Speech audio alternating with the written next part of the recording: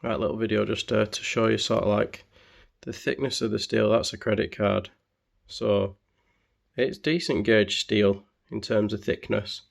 All of it's really well built, like same again, really heavy duty metal, so I mean it's not going anywhere. That's your tub with your 3 controllers. The filling is awkward.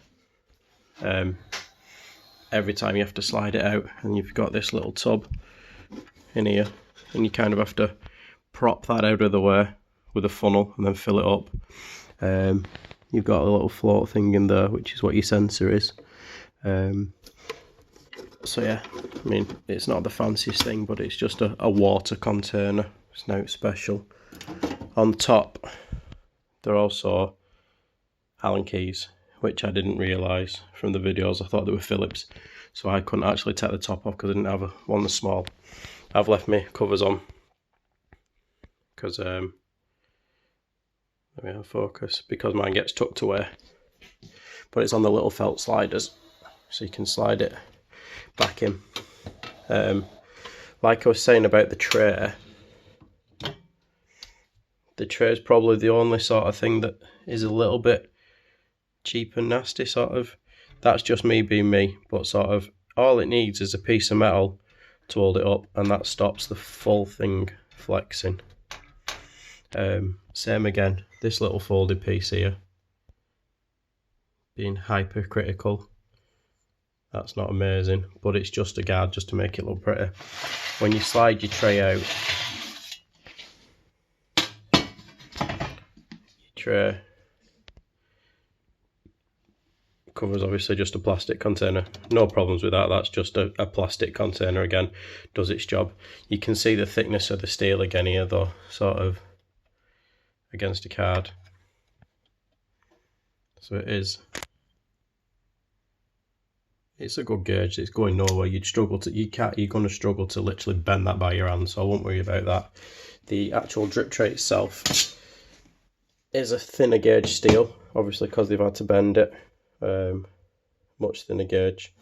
The glue from the laser cutting was horrendous to get off. WD-40 in the end. But what you'll notice, if it's still done it, is when they laser weld, you get splatter, and this splatter is oxidizing and turning into rust. Now I'm keeping an eye on that to make sure it doesn't rust all the way onto the face. If it stays on the inside, then fair dues. As of yet, you see it there, this is just splatter, so that, I think that's pretty poor. But like the rest of the machine, in terms of build, is I'm happy with. Another slight annoyance, and this is me just being finicky again.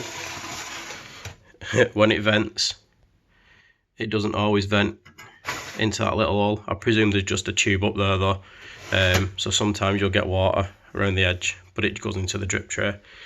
The steam arm is the weirdest thing for me. It's a really weird place to have it, sort of, and it makes it really awkward, sort of, when you've got a portafilter locked in place. Let's have a look. I haven't got one, there we are. When you've got a portafilter locked in place, it makes it really awkward for steaming of the milk that way, so you end up having to swing it right out, sort of all the way over here, which at the moment for me is a bit of a ball ache because of where it is under my cabinets. If it weren't in a corner, it'd be much easier, so I find myself sort of having to contort it like that and then popping my tub in like that. It's only the same again, just something really minor, but something to be aware of.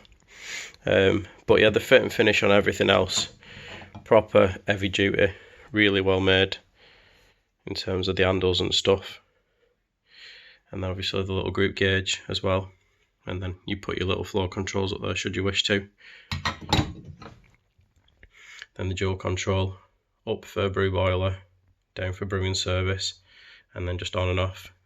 The beauty of it, again, being a solenoid group, is you don't have anything to grease, which is a ball ache. and that's pretty much it. But for the price, for 1100 quid or whatever it was, entry level, pretty darn good.